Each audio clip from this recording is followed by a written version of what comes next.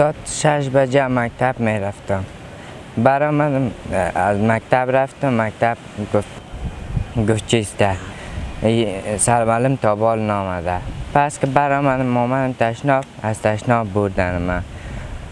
از اوجا آوردن من در چی موتر انداختن من در چی آورد در کو، از کو باز مزار دینش از مزار آمد در چی پوسته ایجا که می آمد چادری من داغ سر آدم خود میکرد که بیویش ها میشدیم چی غسک پس بیویش میکرد. رئیس استخبارات ریاست ابده تا 1:30 بجه شب تماما پمپای تیل تا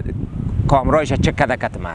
چک کرده که دیده که می موتر سرخ یک دونه کرولا از امی لین مزار ایر از امی عده مزار رفته در جایی که می بوده ایر ساعت 8 بجه ورداشته تا 1:30 بجه ساعت 3 بجه تا 1:30 بجه کتمه خانه را تلاشی کرده در اوجه تا به ای که تا به 1:30 بجه شب کتما پای در پای رئیس استخبارات خودش مولوی صاحب کتما همکاری کرده گشته. ما از پیشم خیلی خوش هستیم، ممنون از یا 2 روزی لادرک بود. بعد از 2 روز بعد ساعت 1:30 بجه شب بود که برای ما از استخبارات بلخ زنگ زدن که از شما کسی چیزی گم نشده. گفتم که یک بچگک که مسئول گفت که ما ایره از پیش اختطافگرا گرفته میشه، پیش ما هسته، شما بیایید. اسامی فردوس جان فرزند مزارالدین از مربوطات حوزه ابدوم شهر کابل از شهرک طلایی هنگامی که رای مکتب بود از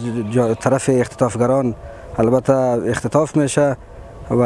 الحمدلله به فضل پروردگار قرار اطلاعی که به ما رسید حوالی ساعت 1 امشب در مربوطات حوزه ششم مرکز شهر مزار شریف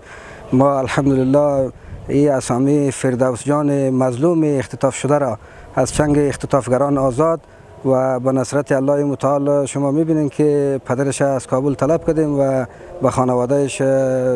تسلیم داده میشه.